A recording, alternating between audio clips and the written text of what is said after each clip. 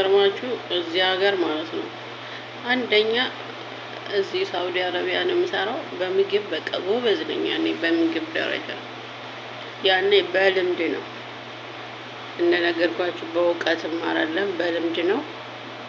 ግን እንደኔ ምግብ የሚሰራ የለም፣ ስራም የሚሰራ የለም። እንደምታዩት ሌላም ሰው አይቶኝ ይሆናል። በጣም የጉልበት ስራ ይበዛብኛል። ግን ምንድነው በቃ ገንዘቡ ብኩን ነው። በቃ እኔ እንጃ ገንዘቡ ጭራሽ ሊያዝልኝ አልቻለም። እንዴት እንደሆነ ወይ ሰው ስለሌለኝም ሊሆን ይችላል። ከነሱ ጋርም ደግሞ አልስማማም፣ አይስማሙም ከኔ ጋር ጸብ ላይ ናቸው። በጣም ጭቅጭቅ ያበዛሉ። ወይ ደግሞ ሰዓት ላይ ነገር ነው የሚፈልጉኝ። እንደዛ ለፍቼ ነገር ይፈልጉኛል።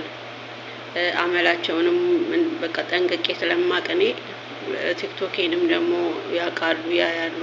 በተለይ ቲክቶክ ጋር ካዩ በኋላ በጣም ነው የሚቀየሩት። ያው እግዚአብሔር እየጠበቀኝ ነው እንጂ እና በጣም የማያገባቸውን ሁላ ነው የሚሉኝ። አንገቴ ላይ መስቀል ያስወለቁኝ። አሁን ራሱ እንደገና ደግሞ ሙስሊም ሁኚ ይሉኛል። እንደገና ደግሞ ጭራሽ ዛሬ ይጠይቁኛል። በጣም መከራዬን እያበሉኝ ነው በእውነት በዚህ በሳውዲ አረቢያ እና በጣም ችግር ላይ ነኝ እኔ። ግን ያም ሆኖ ይሁን አላውቅም፣ ያኔ እንደ አስማተኛ እየሸወርኳቸው ምናምን እዚህ ደርሻለሁ። እና በዚህ የተነሳ በጣም ምንም ልቀየር አልቻልኩም። ለምን በቃ እኔ እነሱ ጋር ነው ስራ የለመድኩት።